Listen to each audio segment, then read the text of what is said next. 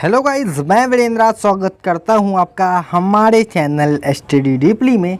तो इस वीडियो में हम पढ़ेंगे क्लास 10th की सिविक्स का चैप्टर नंबर 2 संघवाद। और ये वीडियो है पार्ट नंबर 2। पार्ट 1 देखने के लिए आपको लिंक डिस्क्रिप्शन में मिल जाएगा, वहां से जाकर आप पार्ट 1 देख लेना इस वीडियो का। मैंने इसमें बड़े अच्छे से एक्सप्लेन किया है पार्ट 1 में जितना भी था। पार्ट 2 में हमें संघीय व्यवस्था कैसे चलती है यहाँ से पढ़ना था। ओके, तो हम लोग यहाँ से शुरू कर रहे हैं। संघीय व्यवस्था के कारगर काम के लिए संवैधानिक प्रावधान जरूरी है।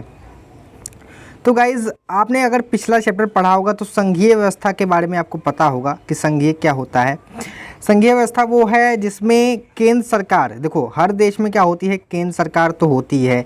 जैसे भारत में केंद्र सरकार है, जैसे कि पीएम अभी मोदी हैं तो वो केंद्र सरकार में है। ओके, राज्य सरकार होती है, राज्य सरकार भी हैं।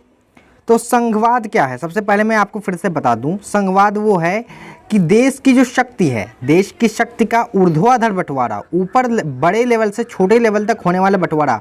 जैसे सबसे बड़े लेवल पर है केंद्र सरकार, फिर उससे छोटे लेवल पर है राज्य सरकार, फिर उससे छोटे लेवल पर है स्थानीय सरकार। ओके, तो ये है संघीय व्यवस्था, ये है संघवाद। ओके, भारत में संघवाद है, मतलब संघीय व्यवस्था है।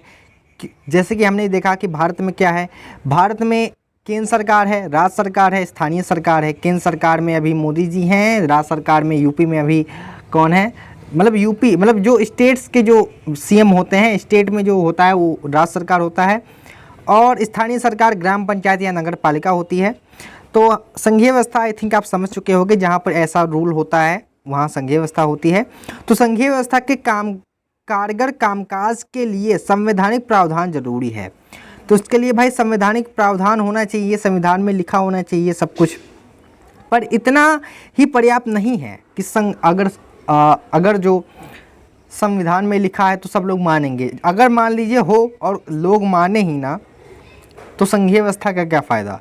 अगर भारत में संघीय शासन व्यवस्था कारगर हुई है तो इसका रीज़न क्या है ये बताने वाले हैं, हमें इधर से पढ़ना है। इसका कारण सिर्फ संवैधानिक प्रावधान भर नहीं है कि संविधान में लिख दिया गया कि भारत में संघीय व्यवस्था होनी चाहिए तो भैया बहुत ही सफल हो गई, ये नहीं है। सिर्फ यही रीज़न नहीं है। भारत में संघीय व्यवस्था की सफलता का मुख्य श्रेय यहाँ की लोकतांत्रिक राजनीति के चरित्र को देना होगा। जो यहाँ का लोकतांत्रिक चरित्र है, जो लोकतांत्रिक राजनीति है, वैसे भारत की राजनीति हमें पसंद नहीं है इतनी, को देना होगा। इसी से क्या हुआ है, इसी से संघवाद की भावना, विविधता का आदर और संघ साथ रहने की इच्छा हमारे देश में साझा आदर्श के रूप में स्थापित हुई है, जो भारतीय राजनीति है। और अब तो कुछ ज़्यादा ही भारतीय राजनीति बदल चुकी है, ये संघ साथ रहने की, ये सब चलो हम लोग चैप्टर पर ध्यान देंगे।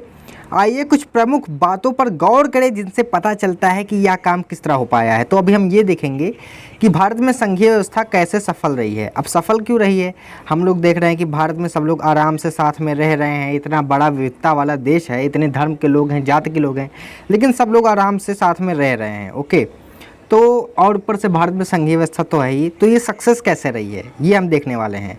तो भाषाई राज्य, तो ये चीज़ ध्यान से देख लेना, ये एग्ज़ाम में बहुत आता है कि भारत में संघीय व्यवस्था सफल होने का क्या मतलब राज्य है, ऐसा कुछ आएगा, ऐसा आता रहता है। भाषाई राज्य, भाषा के आधार पर प्रांतों का गठन हमारे देश में लोकतांत्रिक राजनीति के लिए पहली और एक कठिन परीक्षा थी। तो हम जानते हैं कि हमारा देश ज़्यादातर भाषा के आधार पर बटा है, यानी कि कई राज्य ऐसे हैं जहाँ पर एक ही भाषा बोलने वाले लोग हैं। ओके, जैसे केरल में मलयालम हो गया और उत्तर प्रदेश में उर्दू और हिंदी हो गया, तो एक ही भाषा के आधार पर बांटा गया है। अब ये नहीं है कि आप केवल भाषा के आधार पर ही है, कुछ जो राज्य हैं भौगोलिक तौर पर भी बांटे गए हैं, संस्कृति तौर पर भी बांटे गए हैं। जैसे उत्तराखंड अपनी भौगोलिक स्थिति के रूप में बांटा गया है। तो ऐसे है, भारत ने सन 1947 में लोकतंत्र की राह पर अपनी जीवन यात्रा शुरू की। यानी कि 1947 में भारत आज़ाद हुआ और यहाँ पर लोकतंत्र स्थापित हुआ। ओके, पहले राजा महाराजा थे और उससे पहले अंग्रेज़ थे, मतलब वो लोग लोकतंत्र तब नहीं था। उस वक्त से सन 2017 तक का अगर आप राजनीतिक मानचित्र देखें तो इस अवधि में आए बदलाव को देखकर एक बारी आप आश्चर्यचकित रह जाएंगे। अनेक पुराने प्रांत गायब हो चुके हैं। जो पहले जो राज्य थे वो गायब हो चुके हैं। 1952 में या फिर 56 में कई राज्यों की स्थापना की गई थी। कई नए प्रांत बनाए गए, यानी प्रांत मतलब राज्य कई नए प्रांत बनाए गए। कई प्रांतों की सीमाएं, क्षेत्र और नाम बदल दिए गए। तो ये आप जानते हो, राज्य समझो, प्रांत का मतलब बदल दिए गए। नीचे कुछ है गाइस? नीचे कुछ नहीं है, यहाँ से हमें पढ़ना है। नए राज्यों को बनाने के लिए 1950 के दशक में कई पुराने राज्यों की सीमाएं बदली गई। तो अगर भाई नए राज्य बनाने हैं तो आपको पुरानी थोड़ी बहुत सीमाएं बदली गई हैं। उसके लिए ऐसा यह सुनिश्चित करने के लिए किया गया कि भाषा, ऐसा इसलिए किया गया, पुराने राज्यों की सीमाएं क्यों बदली गई? इसलिए बदली गई ताकि एक ही भाषा बोलने वाले लोग एक राज्य में आ सकें। ओके, हम जानते भी हैं कि भारत में जो राज्य हैं, ज़्यादातर राज्यों में एक ही भाषा बोलने वाले लोग हैं। ओके, इसके बाद कुछ अन्य राज्यों का गठन भाषा के आधार पर नहीं बल्कि सांस्कृतिक और भूगोल अथवा जातीयताओं की विविधता को रेखांकित करने और उन्हें आदर देने के लिए भी किया गया है। इसमें नागालैंड, उत्तराखंड और झारखंड जैसे राज्य शामिल हैं। ओके, जब एक भाषा के आधार पर राज्यों के गठन की बात उठी तो कई राष्ट्रीय नेताओं को डर था कि इससे देश टूट जाएगा। अब क्या हुआ, जब एक ही भाषा बोलने वाले लोग एक राज्य में आ गए तो हो सकता था वो लोग कहने लगे कि हमारा एक अलग देश दे दो, हम लोग सेम हैं, हम लोग को एक अलग देश चाहिए, आप लोग अलग तरह के हो। तो ये ऐसा डर था, ऐसा लगता था कि देश टूट जाएगा। केंद्र सरकार ने इसी के चलते राज्यों का पुनर्गठन कुछ समय के लिए टाल दिया। जैसे भारत जैसे आज़ाद हुआ, तुरंत ऐसा राज्यों का पुनर्गठन नहीं हुआ था, कुछ समय के लिए इसे टाल दिया गया था। पर हमारा अनुभव बताता है कि भाषा व राज्य बनाने से देश ज़्यादा एकीकृत हुआ है और मजबूत हुआ। हाँ, हम लोग जानते हैं कि भाषा, ये बात तो सही है कि भाषा, एक ही भाषा के आधार पर राज्यों का गठन होता है तो इससे देश एकीकृत हुआ और मजबूत हुआ है। इससे प्रशासन भी पहले की अपेक्षा कहीं ज़्यादा सुविधाजनक हो गया है। तो ये तो होगा ही भाई। और फिर नीचे हमें देखना है भाषा नीति। भाषा नीति अभी हम पढ़ने वाले हैं। तो भारत के संघीय ढांचे की दूसरी परीक्षा भाषा नीति को लेकर हुई। अब हमारे संविधान में कोई भी भाषा को राष्ट्रीय भाषा नहीं माना गया है। आप लोग हिंदी को सोचते होंगे कि हिंदी एक राष्ट्रीय भाषा है हमारी देश की, लेकिन नहीं है। हमारे देश की कोई भी एक खास राष्ट्रीय भाषा नहीं है। ओके, तो ये बात याद रखिए। हमारे संविधान में किसी एक भाषा को राष्ट्रभाषा का दर्जा नहीं दिया गया है। ये देखिए, राष्ट्रभाषा का दर्जा नहीं दिया गया है। हिंदी भाषा को राजभाषा माना गया है, पर हिंदी सिर्फ 40% भारतीयों की मातृ भाषा है।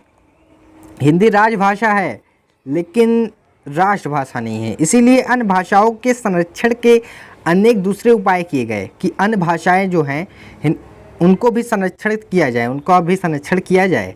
संविधान में हिंदी के अलावा 21, यानी कि टोटल 22, टोटल करोगे तो 22, हिंदी प्लस 21 भाषाओं को अनुसूचित भाषाओं का दर्जा दिया गया है।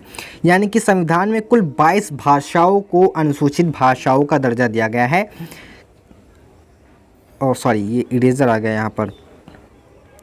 केंद्र सरकार के किसी पद का उम्मीदवार इनमें से किसी भाषा में परीक्षा दे सकता है, बशर्ते उम्मीदवार उसको विकल्प के रूप में चुने। आप कोई भी परीक्षा दे रहे हो तो आप कोई भी भाषा चूज़ कर सकते हो। बस ये हो कि जब आप एग्ज़ाम दो तो उसके पहले भाषा अपना चूज़ कर लो। राज्यों को भी अपनी राजभाषाएं हैं, राज्यों की भी अपनी राजभाषा तो है, जैसे उत्तर प्रदेश की हिंदी और उर्दू है। राज्यों का अपना अधिकांश काम अपनी राजभाषा में ही होता है। जैसे कि उत्तर प्रदेश में, इस वक्त हम उत्तर प्रदेश में हैं, तो यहाँ पर अधिकांश काम जो राजनीतिक काम है वो हिंदी में ही होता है। श्रीलंका में ठीक उलट, श्रीलंका में क्या किया गया, वहाँ पर एक ही भाषा को राजभाषा मतलब राष्ट्रभाषा बना दिया गया। श्रीलंका में ठीक उलट हमारे देश के नेताओं ने हिंदी का उपयोग को बढ़ावा देने के मामले में बहुत सावधानी भरा व्यवहार किया है। उन्होंने श्रीलंका की तरह एक ही भाषा को राष्ट्रभाषा नहीं बनाया। यहाँ पर कुछ मतलब बहुत ही सावधानी से यहाँ पर कार्य किए गए हैं। संविधान के अनुसार सरकारी कामकाज की भाषा के तौर पर अंग्रेजी का प्रयोग 1965 में बंद किया जाना चाहिए था। और आप जो इंग्लिश इतना मतलब पढ़ते हो या फिर बोलते हो, ये इंग्लिश 1965 में बंद होने वाली थी। मतलब सरकारी अगर कोई काम काज है तो उसके लिए 1965 में इंग्लिश बंद होने वाली थी। आप अगर इंग्लिश में एग्ज़ाम देना चाहते थे हो तो नहीं दे पाते। 1965 में ये बंद होने वाली थी, लेकिन नहीं हुई क्योंकि नागालैंड जैसे कुछ राज्यों में इंग्लिश ही बोली जाती है। चाहिए था, पर अनेक गैर हिंदी भाषी राज्यों ने मांग की कि अंग्रेजी का प्रयोग जारी रखा जाए, तो इससे फिर इंग्लिश फिर से शुरू हो गया। तमिलनाडु में तो इस मांग ने उग्र रूप भी ले लिया था। केंद्र सरकार ने हिंदी के साथ साथ अंग्रेजी को राजकीय काम में प्रयोग की अनुमति देकर इस विवाद को सुलझाया। मतलब सुलझा लिया कि हाँ चलो ठीक है, इसका भी यूज़ करेंगे, कोई दिक्कत ही नहीं है। अनेक लोगों का मानना था कि इस समाधान से अंग्रेजी भाषी अभिजन को लाभ पहुंचेगा। राजभाषा के रूप में हिंदी को बढ़ावा देने की भारत सरकार की नीति बनी हुई है। भारत लेकिन अभी भी हिंदी को बढ़ावा दे रहा है। हिंदी दिवस भी आता रहता है, पर बढ़ावा देने का मतलब यह नहीं कि केंद्र सरकार उन राज्यों पर भी हिंदी थोप सकती है जहां लोग हिंदी भाषा नहीं बोलते। मतलब जहाँ पर लोग कोई और भाषा बोलते हैं, हिंदी नहीं बोलते हैं, वहाँ पर केंद्र सरकार ये नहीं कर सकती कि हिंदी थोप दे। ओके, भारतीय नेताओं ने इस मामले को में जो लचीला रूप अपनाया, उसी से हम श्रीलंका जैसी स्थिति से पहुँचने से बच गए। जो श्रीलंका में गृह युद्ध हुआ था, तो ऐसी स्थिति से हम बच गए। ओके, क्योंकि ऐसा काम ही किया गया संविधान में, ऐसा कुछ, ताकि झगड़ा ना हो, सब लोग मिलजुल कर रह सकें। केंद्र राज्य संबंध, यानी कि केंद्र राज्य संबंध का मतलब क्या हुआ, मतलब समझो। मतलब हम इतना डिटेल में इसीलिए जाते हैं क्योंकि केंद्र और राज्य के बीच संबंध, केंद्र और राज्य सरकार के बीच में जो संबंध है, अभी उसकी बात होने वाली है। ओके गाइस, तो ध्यान से पढ़ना आप लोग। केंद्र राज्य संबंध में लगातार बदलाव का यह उदाहरण बताता है। केंद्र राज्य संबंधों में लगातार आए बदलाव का यह उदाहरण बताता है कि व्यवहार में संघवाद किस तरह मजबूत हुआ है। अभी आप आगे पढ़ोगे कि क्या बदलाव हुए हैं। ओके, सत्ता की साझेदारी की संवैधानिक व्यवस्था वास्तविकता में कैसा रूप लेगी, यह ज़्यादातर इस बात पर निर्भर करती है कि शासक दल और नेता किस तरह इस व्यवस्था का अनुसरण करते हैं। मतलब जो सत्ता की साझेदारी है, ये क्या रूप लेगी, ये इस बात पर निर्भर है कि जो शासक दल के नेता हैं। ओके, और केंद्र सरकार और राज्य सरकार के मध्य क्या मतलब रिलेशनशिप है, ये इस पर डिपेंड करता है। काफ़ी समय तक हमारे यहाँ एक ही पार्टी का केंद्र और अधिकांश राज्यों में शासन रहा है। मतलब कांग्रेस थी ना पहले, कांग्रेस, पीटी नेहरू आए, फिर उनके इंदिरा गांधी आई, फिर उनके बेटे आए, फिर उनके बेटे, तो ऐसे यही बता रहा है कि काफ़ी समय से एक ही पार्टी का अधिकांश केंद्र राज्यों में शासन रहा है। केंद्र सरकार में भी शासन रहा है और अधिकांश राज्यों में भी उसी का शासन रहा है। इसका व्यवहारिक मतलब यह हुआ कि राज्य सरकारों ने स्वायत्तता संघीय इकाई के रूप में अपने अधिकारों का प्रयोग नहीं किया था। पहले राज्य में भी केंद्र की ही पावर चलती थी, उन्होंने अपनी सही से अपनी शक्तियों का प्रयोग नहीं किया गया था। जब केंद्र और राज्य में अलग अलग दलों की सरकारें रही, मान लीजिए केंद्र सरकार में बीजेपी जैसे कि केंद्र सरकार में कांग्रेस चल रही हो और फिर राज्य सरकार में कोई और चल रही हो, बीजेपी चल रही हो या फिर एएपी चल रही हो, ऐसा कंडीशन हो कि केंद्र सरकार में कोई दूसरी पार्टी की सरकार हो, राज्य सरकार में कोई दूसरी पार्टी की सरकार हो, तो क्या होता था, केंद्र सरकार ने राज्य के तो क्या होता था कि तो केंद्र सरकार ने राज्यों के अधिकारों की अनदेखी करने की कोशिश की, तो राज्य सरकार के जो अधिकार थे उनको अनदेखी करने की कोशिश कर दी। उन दिनों केंद्र सरकार अक्सर संवैधानिक प्रावधानों का दुरुपयोग करके, जो संवैधानिक प्रावधान है उसका दुरुपयोग करती थी और विपक्षी दलों की राज्य सरकारों को भंग कर देती थी। यह संघवाद की भावना का प्रतिकूल काम था। जो संघवाद था वो सही नहीं चल रहा था। ओके, क्योंकि संघवाद में यही है कि राज्य सरकार के पास अपनी खुद की पावर होती है, तो ये सब ऐसा हो रहा था, तो भाई ये सही तो नहीं था। फिर क्या हुआ, बदलाव आया। देखो ये सन याद रखना, ये सन काफ़ी ज़्यादा ज़रूरी है। 1990 के बाद से यह स्थिति काफ़ी बदल गई। 1990 में ये स्थिति बदल गई। इस अवधि में देश के अनेक राज्यों में क्षेत्रीय दलों का उदय हुआ। अनेक राज्यों में क्या हुआ? क्षेत्रीय दल आए। यही दौर केंद्र में गठबंधन सरकार की शुरुआत का भी था। केंद्र सरकार में गठबंधन सरकार की शुरुआत कब हुई? 1990 में हुई। तो ये सन याद रखना। इसीलिए गठबंधन सरकार की शुरुआत कब हुई? 1990। चूँकि किसी एक दल को लोकसभा में स्पष्ट बहुमत नहीं मिला, इसलिए देखो पहले जो लोकसभा में किसी एक दल को बहुमत नहीं मिला, तब फिर क्या किया गया कि और पार्टियां भी मिल करके एक साथ गठबंधन करके सरकार बनाती हैं। सबके वोट एक साथ गिने जाते हैं, तो जिस पार्टी से ज़्यादा हो जाते हैं वो पार्टी जीत जाती है। प्रमुख राष्ट्रीय पार्टियों को क्षेत्रीय दलों समेत अनेक पार्टियों का गठबंधन बनाकर सरकार बनानी पड़ी। ओके, क्योंकि पहले एक ही कांग्रेस ही जीतती आ रही थी, तो फिर बाद में और भी पार्टियां बनी और सबने गठबंधन किया और अपनी खुद की मतलब सरकार बनाई। इससे सत्ता में साझेदारी और राज्य सरकारों की स्वायत्तता का आदर करने की नई संस्कृति पनपी। इस प्रवृत्ति को सुप्रीम कोर्ट के एक बड़े फैसले से भी बल मिला। अब सुप्रीम कोर्ट से भी आ गया ये फैसला, सर्वोच्च न्यायालय से। इस फैसले के कारण राज्य सरकार को मनमाने ढंग से, अब इस फैसले से क्या हो सकता था कि राज्य सरकार अपने मनमाने ढंग से राज्य सरकार को मनमाने ढंग से भंग करना केंद्र सरकार के लिए मुश्किल हो गया, क्योंकि बहुत सारी पार्टियां थी। इस प्रकार आज संघीय व्यवस्था के तहत सत्ता की साझेदारी संविधान लागू होने के तत्काल बाद और दौरान की तुलना में ज़्यादा प्रभावी है। तो सत्ता की जो साझेदारी है वो तत्काल बाद तुरंत इतनी प्रभावी नहीं हुई है, अब धीरे धीरे वो प्रभावी होती जा रही है, बाद में जाके ज़्यादा प्रभावी हुई है, एक्टिव हुई है। तो अभी हम लोग यहाँ तक पढ़ चुके हैं। तो गाइज़ यहाँ सत्ता का विकेंद्रीकरण, हाँ भारत में विकेंद्रीकरण, यहाँ से हमको शायद पढ़ना है अभी। तो विकेंद्रीकरण क्या है? सबसे पहले आपके अंदर ये क्वेश्चन आना चाहिए कि विकेंद्रीकरण है क्या। तो विकेंद्रीकरण बहुत ही सिंपल है, आप समझ लो। जब केंद्र सरकार और राज्य सरकार से शक्तियाँ लेकर स्थानीय सरकार को दी जाती हैं तो इसे विकेंद्रीकरण कहते हैं। अब जैसे अभी तक हमने केंद्र सरकार और राज्य सरकार के बारे में पढ़ा, स्थानीय सरकार के बारे में अभी हमने नहीं पढ़ा, क्योंकि स्थानीय सरकार के पास ज़्यादा शक्तियाँ नहीं थी।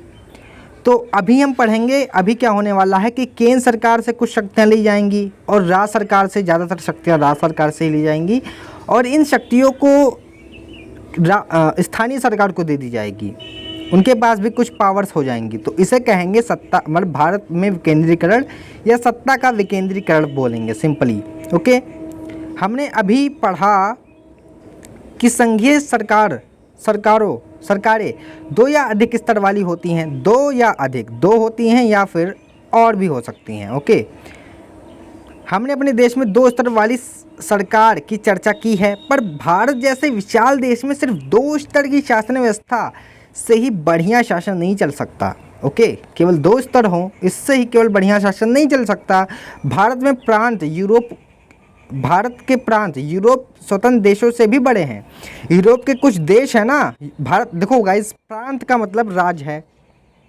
ये क्या हो गया यार? तो प्रांत का मतलब क्या होता है? राज्य। तो भारत के कुछ राज्य जो हैं, यूरोप के देश, जो यूरोप महाद्वीप जो देश है, उसके जो देश है ना, उसमें जो देश हैं उससे भी बड़े हैं। यानी कि भारत के एक राज्य यूरोप के कुछ देश से भी बड़े हैं। तो भाई वहाँ पर स्थानीय सरकार तो ज़रूरी है ही। जनसंख्या के हिसाब से उत्तर प्रदेश रूस से बड़ा है। अब बताओ, उत्तर प्रदेश जनसंख्या के हिसाब से रूस से बड़ा है। महाराष्ट्र लगभग जर्मनी के बराबर है, और महाराष्ट्र जर्मनी के बराबर है, और अनेक राज्य खुद की अंदरूनी तौर पर विविधता से भरे हैं, और अनेक राज्यों में खुद बहुत ज़्यादा विविधता है, बहुत ज़्यादा धर्म के लोग हैं, जाति के लोग हैं। इस प्रकार इन राज्यों में भी सत्ता बांटने की ज़रूरत है। भारत में संघीय सत्ता की साझेदारी 3 स्तरों पर करने की ज़रूरत है। अब 2 स्तर तो अभी हमने पढ़े, केंद्र सरकार और राज्य सरकार। अभी तीसरा स्तर पढ़ने वाले हैं, और इस स्तर को कहेंगे स्थानीय सरकार, जिसमें आती हैं ग्राम पंचायत और नगर पालिका। जिसमें तीसरा स्तर स्थानीय सरकार का हो और यह प्रांतीय स्तर की सरकारों के नीचे हो। और ये क्या होगी? राज्य सरकार के नीचे होगी। राज्य सरकार को प्रांतीय सरकार भी बोलते हैं। भारत में सत्ता के विकेंद्रीकरण के पीछे यही तर्क दिया जाता है। जो सत्ता का विकेंद्रीकरण के पीछे यही तर्क है। हमने बताया था सत्ता का विकेंद्रीकरण क्या है। जब केंद्र सरकार और राज्य सरकार से शक्तियाँ लेकर स्थानीय सरकार को जीत जाती हैं तो इसे सत्ता का विकेंद्रीकरण कहते हैं। इसके फलस्वरूप तीनों स्तर की सरकार का संघीय ढांचा सामने आया, जिसमें तीसरे स्तर की स्थानीय शासन कहा जाता है। तीसरे स्तर को क्या कहा जाता है? नगर पालिका और जो ग्राम पंचायत है, इस स्तर को स्थानीय स्तर या फिर स्थानीय शासन कहा जाता है। ओके, अभी आप समझ रहे हो। जब केंद्र सरकार और राज्य सरकार से शक्तियां लेकर स्थानीय सरकार को दी जाती हैं तो इसे सत्ता का विकेंद्रीकरण कहते हैं। तो गाइज़ ये पूरी एनसीईआरटी मुझे इसलिए रटी हुई है, मैंने पूरा रटा है क्योंकि मैंने बहुत ज़्यादा बार पढ़ा है। मैंने बहुत पढ़ा है एनसीईआरटी। ओके, इसीलिए मैं आपको कह रहा हूँ एनसीईआरटी पे ध्यान दो। अगर आप एनसीईआरटी समझ गए तो सब कुछ समझ गए। ओके, और जितना पढ़ो मन से पढ़ो। हाँ, तो विकेंद्रीकरण के पीछे बुनियादी सोच यह है कि अनेक मुद्दों पर और समस्याओं का निपटारा स्थानीय स्तर पर ही बढ़िया ढंग से हो सकता है। अब क्यों बनाया गया बताओ? ये तीसरे स्तर की सरकार क्यों आई? सोचो एक बार। इसलिए आई क्योंकि इसके पीछे बुनियादी सोच ये है कि जो है अनेक समस्याएं, जो बहुत सारी समस्याएं हैं, उनका निपटारा जो है स्थानीय स्तर पर बहुत ही अच्छे से हो सकता है। इसलिए तीसरे स्तर की सरकार बनाई गई।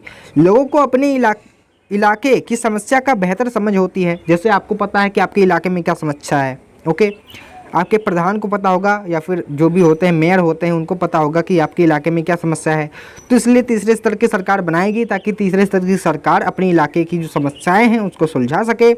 लोगों की इस बात की भी अच्छी जानकारी होती है कि पैसा कहाँ खर्च किया जाए। ओके, और चीज़ों का अधिक कुशलता से उपयोग किस तरह किया जा सकता है। इसके अलावा स्थानीय स्तर पर लोगों को फैसलों में सीधे भागीदारी बनाना भी संभव हो जाता है। हम लोग राज्य सरकार से जुड़ सकते हैं क्या? हम लोग राज्य सरकार से जुड़ सकते हैं? नहीं जुड़ सकते।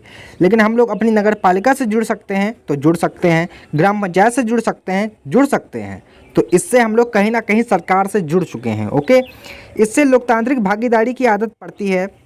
स्थानीय सरकारों की स्थापना स्वशासन के लोकतांत्रिक सिद्धांतों को वास्तविक बनाने का सबसे अच्छा तरीका है। ये जो तीसरा स्तर आया है, इससे स्वशासन स्थापित हुआ है। यानी हम लोग खुद अपना शासन कर रहे हैं, हम लोग सरकार से जुड़ चुके हैं। तो यही चीज़ है।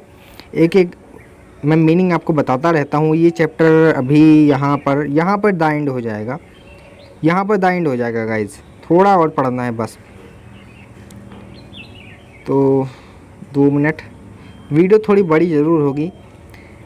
विकेंद्रीकरण की ज़रूरत हमारे संविधान में स्वीकार की गई कि हाँ, हमारे संविधान में भी बताया गया कि विकेंद्रीकरण जरूरी है।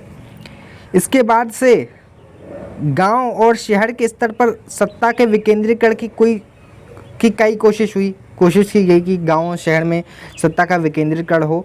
सभी राज्यों में गांव के स्तर पर ग्राम पंचायत है। गांव में अगर आप रहते हो तो प्रधान को जानते होगे, ग्राम पंचायत को जानते होगे। और शहर में नगर पालिका की स्थापना की गई थी, पर इन्हें राज्य सरकारों से सीधे नियंत्रण में रखा गया। इन्हें क्या किया गया? ये लोग राज्य सरकार के नियंत्रण में हैं। राज्य सरकार इन्हें पैसा देती है। इन स्थानीय सरकारों के लिए नियमित ढंग से चुनाव भी नहीं कराए। पहले क्या होता था? पहले इनके नियमित ढंग से चुनाव नहीं होते थे। 1992 के बाद से होने लगे हैं। इनके पास ना तो अपना कोई अधिकार था। पहले ये लोग राज्य सरकार के नियंत्रण में थे, टोटली राज्य सरकार के अंडर में थे। इनके चुनाव भी नहीं होते थे। इनके पास अपना कोई अधिकार नहीं था, ना संसाधन था। इस प्रकार प्रभावी ढंग से सत्ता का विकेंद्रीकरण नाम मात्र हुआ था। क्योंकि संविधान में भाई बात कही गई थी कि सत्ता का विकेंद्रीकरण हो, लेकिन ये बस नाम मात्र था कि बस हो गया है। वास्तविक विकेंद्रीकरण की दिशा में एक बड़ा कदम 1992 में उठाया गया। ये कदम 1992 में उठाया गया। संविधान में संशोधन करके लोकतांत्रिक शासन व्यवस्था के इस तीसरे स्तर की ज़्यादा शक्तिशाली संविधान में संशोधन हुआ। ओके, और ये तीसरे स्तर को संशोधन करके क्या किया गया कि तीसरा जो स्तर है उसको ज़्यादातर शक्तिशाली और प्रभावी बनाया गया। ज़्यादा शक्तिशाली पहले से और प्रभावी बनाया गया, एक्टिव बनाया गया। अब स्थानीय स्वशासी निकायों के चुनाव नियमित रूप से कराना संवैधानिक बाध्यता थी। अब तो भैया एकदम जब ज़्यादा एक्टिव कर दिया गया तो अब नियमित चुनाव होने बहुत ज़्यादा ज़रूरी थे। तो ये चीज़ भी पॉइंट्स देख लेना, बहुत ज़्यादा इम्पॉर्टेंट है आपके लिए बोर्ड एग्ज़ाम्स के लिए। निर्वाचित स्वशासी निकायों के सदस्य तथा पदाधिकारियों के पदों में अनुसूचित जातियों, अनुसूचित जनजातियों और पिछड़ी जातियों के लिए सीटें आरक्षित कर दी गई। जो निर्वाचित स्वशासी जो स्थानीय स्तर पर जो प्रधान होते हैं, मेयर होते हैं और भी बहुत कुछ होते हैं, तो इसमें क्या किया गया, इसमें जो पिछड़ी जातियां हैं, अनुसूचित जनजातियां हैं, इनके लिए कुछ सीटें भी आरक्षित कर दी गई। कम से कम 1/3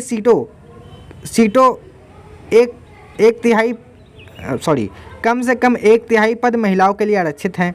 तो 1/3 पद कहाँ आरक्षित है महिलाओं के लिए? ग्राम पंचायत में और नगर पालिका में, यानी स्थानीय स्तर पर। तो ये चीज़ याद रखना, ये भी आता है एग्ज़ाम में कि कहाँ पर महिलाओं को 1/3 आरक्षण मिला हुआ है। हर राज्य में पंचायत और नगर पालिका चुनाव कराने के लिए, देखो पंचायत और नगर पालिका चुनाव, अब ये चुनाव कराने के लिए क्या किया गया, चुनाव आयोग नामक स्वतंत्र संस्था की स्थापना का गठन किया गया। चुनाव आयोग का गठन किया गया। राज्य सरकार को अपने राजस्व और अधिकारों का कुछ हिस्सा राज्य सरकार इन स्थानीय स्वशासी निकायों को देना पड़ता है। अब राज्य सरकार जो अपना राजस्व यानी कि कर जो लेती है, सामानों पर टैक्स लगाती है, फिर वो कर लेती है, तो उसको अपना कुछ हिस्सा और राज्य सरकार को अपना कुछ अधिकार भी इस स्तर को देना होता है, यानी स्थानीय ग्राम पंचायत और नगर पालिका को देना पड़ता है। सत्ता में भागीदारी की प्रकृति हर राज्य में अलग अलग है। अब हर राज्य में अलग अलग है। गांव के स्तर पर मौजूद स्थानीय शासन व्यवस्था को पंचायती राज के नाम से जाना जाता है। अगर आप गांव में रहते हो तो भैया आपकी जो स्थानीय स्तर की सरकार है उसे पंचायती राज कहते हैं। इसमें बहुत लोग आते हैं, मुखिया आते हैं, ग्राम प्रधान तो आते ही आते हैं, तो बहुत लोग हैं। अभी इसमें शायद दिया होगा, हाँ जाता है। प्रत्येक गांव में और कुछ राज्यों में ग्राम समूह पर ग्राम पंचायत होती है। प्रत्येक गांव में ग्राम पंचायत तो होती है। ओके गाइज, होती है। यह एक तरह की परिषद है जिसमें कई सदस्यों और एक अध्यक्ष होता है। अब ग्राम पंचायत में कई सदस्य होते हैं और एक अध्यक्ष होता है। सदस्य वार्डों से चुने जाते हैं। वार्डों से सदस्य चुने जाते हैं। वैसे वार्डों के बारे में इतना अभी इसमें भी नहीं बताया है और मुझे भी नहीं पता, और ना ही एग्ज़ाम में इतना आएगा, मुझे नहीं लगता ये आएगा। सदस्य वार्डों से चुने जाते हैं और इन्हें सामान्यतः पंच कहा जाता है। अध्यक्ष को प्रधान या सरपंच कहा जाता है। इसका चुनाव गांव अथवा वार्ड में रहने वाले सभी वयस्क लोग मतदान के जरिए करते हैं। तो 5 साल में मतदान होता है चुनाव आयोग के द्वारा, हर 5 साल में। और जो ग्राम सभा के जो लोग हैं, यानी कि जो 18 साल से ऊपर हैं, वो लोग इसका चुनाव करते हैं। यह पूरे पंचायत के लिए फैसला लेने की वाली संस्था है। पंचायत के लिए पूरा फैसला लेने वाली एक संस्था है। पंचायतों का काम ग्राम सभा की देखरेख में चलता है। ग्राम सभा की देखरेख में चलता है। गांव के सभी मतदाता इसके सदस्य होते हैं। जो मतदाता हैं गांव के, इसके सदस्य होते हैं। इससे ग्राम पंचायत सभी, देखो ग्राम सभा के सदस्य कौन हैं? ग्राम सभा के सदस्य हैं सभी मतदाता, यानी कि जो मतदान करते हैं, यानी कि जो 18 साल से ऊपर हैं, वो ग्राम सभा के सदस्य हैं। और ग्राम सभा की देखरेख में पंचायत चलती है, यानी कि पंचायत अगर आप 18 साल से ऊपर हो तो आपके अंडर में है। और इसके कामकाज की समीक्षा के लिए साल में कम से कम 3 बार बैठक करनी होती है, लेकिन ये होता नहीं है। अगर आप गांव में रहते हो तो आपके यहाँ मुझे नहीं लगता कि बैठक होती होगी। मैं खुद रहता हूँ, लेकिन हमारे यहाँ कभी बैठक नहीं होती, कोई जानता नहीं है। तो ये देखो, एक ग्राम पंचायत में हर साल कम से कम 2 या 3 बार बैठक होनी चाहिए। बैठक में हम लोग ये देखते हैं कि कौन सा काम हुआ, कौन सा बजट पास हुआ, क्या हुआ, सब कुछ ये जानकारी हम लोग लेते हैं। स्थानीय शासन का ढांचा जिला स्तर तक का है। स्थानीय शासन का ढांचा जो है ये जिला स्तर तक है। कई ग्राम पंचायतों को मिलाकर पंचायत समिति का गठन होता है। कई ग्राम पंचायत को अगर आप मिला दोगे, मान लो 6-7 ग्राम पंचायत को मिला दोगे तो कई ग्राम पंचायत को मिलाकर एक पंचायत समिति का गठन होता है। और इसे मंडल या प्रखंड स्तरीय पंचायत भी कह सकते हैं, या तो मंडल या प्रखंड स्तरीय पंचायत भी बोल सकते हैं। इसके सदस्यों का चुनाव उस उस इलाके में सभी पंचायत सदस्य करते हैं इसके सदस्यों का चुनाव। किसी जिले की सभी पंचायत समितियों को, अब देखो गाइज, ग्राम पंचायतों को मिलाकर पंचायत समिति बना और पंचायत समिति को मिलाकर जिला परिषद का गठन होता है। जिला परिषद के अधिकांश सदस्य का चुनाव होता है, चुनाव भी होता है और कुछ लोग आते हैं, मतलब राज्यसभा लोकसभा से भी आ जाते हैं अगर उस ज़िले में है कोई। जिला परिषद में उस ज़िले से लोकसभा और विधानसभा के लिए चुने गए सांसद और विधायक तथा जिला स्तर की संस्थाओं के कुछ अधिकारी भी सदस्य के रूप में होते हैं। जिला परिषद का प्रमुख इस परिषद का राजनीतिक प्रधान होता है। जिला परिषद का प्रमुख इस परिषद का राजनीतिक प्रधान होता है। इस प्रकार स्थानीय शासन वाली संस्थाएं शहरों में भी काम करती हैं। ऐसा नहीं कि ग्राम पंचायत के बारे में बात की तो केवल मतलब गांव तक ही है स्थानीय सरकार, ये शहरों में भी हैं। शहरों में नगर पालिका होती हैं। अब भाई गांव में ग्राम पंचायत होती है, शहर में नगर पालिका होती है। बड़े शहरों में नगर निगम का गठन होता है। नगर पालिका और नगर निगम दोनों कामकाज निर्वाचित प्रतिनिधित्व करते हैं। बड़े शहरों में क्या है, नगर पालिका होती है, शहरों में नगर निगम का गठन होता है। बड़े शहरों में नगर पालिका और नगर निगम दोनों का कामकाज निर्वाचित प्रतिनिधि करते हैं। जो निर्वाचित प्रतिनिधि हैं, जो वोट देकर आए हैं, मतलब वोट से जीत कर आए हैं। नगर पालिका प्रमुख नगर पालिका के राजनीतिक प्रधान होते हैं। नगर पालिका के राजनीतिक प्रधान नगर पालिका के प्रमुख होते हैं। नगर निगम में के ऐसे पदाधिकारी को मेयर कहते हैं। तो नगर निगम के जो प्रमुख कौन होते हैं, तो मेयर होते हैं। तो ये बात याद रखिएगा, मेयर वाला ज़्यादातर फिल इन द ब्लैंक्स में आ जाता है। स्थानीय सरकार की यह नई व्यवस्था दुनिया में लोकतंत्र का अब तक का सबसे बड़ा प्रयोग रही है। ये अब तक का सबसे बड़ा प्रयोग है दुनिया में एक। तो गाइज़ यहाँ पर शायद ये चैप्टर ख़त्म होने वाला है। मेरा गला अभी थोड़ा बहुत बैठ चुका है। बड़ा प्रयोग है। नगर पालिका और ग्राम पंचायतों के लिए करीब 36 लाख चुनाव होता है। बताओ, भारत में नगर पालिका और ग्राम पंचायत के लिए 36 लाख चुनाव होता है। ये दुनिया का सबसे बड़ा प्रयोग है। सबसे ज़्यादा लोग भी यहाँ पर चुनाव होता है। यहाँ पर सबसे ज़्यादा चुनाव भारत में ही होता है। सबसे ज़्यादा मतदान करने वाले लोग भी भारत में ही हैं। यह संख्या ही अपने आप में दुनिया के कई देशों की कुल आबादी से ज़्यादा है। अब दुनिया की कुछ देशों की अगर आबादी मिला लो तो भी 36 लाख नहीं होगी, जो यहाँ पर केवल चुनाव में भाग लेने वाले लोगों की है। स्थानीय सरकारों को संवैधानिक दर्जा दिए जाने से हमारे लोकतंत्र की जड़ें मजबूत हुई हैं। तो इससे क्या हुई, हमारे लोकतंत्र की जड़ें यानी लोकतंत्र और मजबूत हुआ है। इनसे महिलाओं का प्रतिनिधित्व बढ़ाने के साथ साथ हमारे लोकतंत्र में उनकी आवाज़ को मजबूत किया है। इससे हमारे लोकतंत्र की आवाज़ भी कहीं ना कहीं मजबूत हुई है। और महिलाओं को आरक्षण दिया हमने, तो इससे क्या हुआ, महिलाओं का प्रतिनिधित्व बढ़ा। ये तो हुआ ही है ना, प्रतिनिधित्व बढ़ा है। गाइस यहाँ पर चैप्टर पूरा होने वाला है, बहुत ही कम बचा है यार, मेरा गला बैठ चुका है यहाँ पर। बहरहाल इन सब के बावजूद अभी भी अनेक परेशानियाँ कायम हैं, लेकिन अभी भी परेशानियाँ हैं, वही परेशानियाँ जो हमने आपको बताई थी। पंचायतों के चुनाव तो नियमित रूप से होते हैं और लोग बड़े उत्साह से इनमें हिस्सा भी लेते हैं। चुनाव में सब लोग जाते हैं, वोट देते ज़रूर हैं, लेकिन ग्राम सभाओं की बैठक नियमित रूप से नहीं होती है। ये देखो, ये दिक्कत है, ये दिक्कत बहुत ही बड़ी दिक्कत है, बहुत ही बड़ी दिक्कत है। तो इसको आप लोग दूर कीजिए। अधिकांश राज्य सरकारों ने स्थानीय सरकारों को पर्याप्त अधिकार नहीं दिया है। अधिकांश राज्य सरकारों ने क्या किया, अभी जैसे कुछ राज्यों में तो स्थानीय सरकार के पास पावर है, लेकिन कुछ राज्यों में स्थानीय सरकार के पास पावर है ही नहीं। तो हर जगह एक ही सेम कंडीशन नहीं है। इस प्रकार हम स्वशासन की आदर्श स्थिति से काफ़ी दूर हैं। तो अभी भी हम स्वशासन की जो आदर्श स्वशासन होता है उस स्थिति से अभी भी हम दूर हैं। तो गाइज़ यहाँ पर चैप्टर ख़त्म हो चुका है। आई थिंक आपको अच्छा लगा होगा पढ़ के। मैंने पूरा का पूरा एक्सप्लेन कर दिया है और मैं गला भी मेरा बैठ चुका है। तो आई थिंक यहाँ पर आज चैप्टर पूरा कंप्लीट हो चुका है। पार्ट नंबर 1 का लिंक आपको डिस्क्रिप्शन में मिलेगा, वहाँ से देख लेना। डिस्क्रिप्शन में और सारे भी प्लेलिस्ट के वो होंगे, वो भी देख लेना, लिंक हैं। और मेरा एक और चैनल है डिजिटल वीरेंद्र और वीरेंद्र राज व्लॉग्स, उसको भी सब्सक्राइब कर लेना। तो गाइज़ यहाँ पर वीडियो को ख़त्म करते हैं और एनसीईआरटी आप पढ़ते रहिए, एनसीईआरटी पर ज़्यादा ध्यान दीजिए। ये नहीं कि आप यहाँ से पढ़े तो फिर पढ़ो ही ना, पढ़ना उसको भी पढ़ लेना। ओके गाइज़, तो आप वीडियो को ख़त्म करते हैं। Thanks for watching. और अगर आपको वीडियो अच्छी लगी हो तो वीडियो को लाइक, शेयर और चैनल को सब्सक्राइब कर लेना। और आपको कोई भी डाउट हो तो कमेंट में पूछो, और वीडियो कैसे लगी ये भी कमेंट में बता देना यार, क्योंकि बहुत मेहनत लगती है पढ़ाने में, गला बैठ जाता है। तो वीडियो को ख़त्म करते हैं। Thanks for watching. मिलेंगे नए वीडियोज़ में, तब तक के लिए बाय बाय।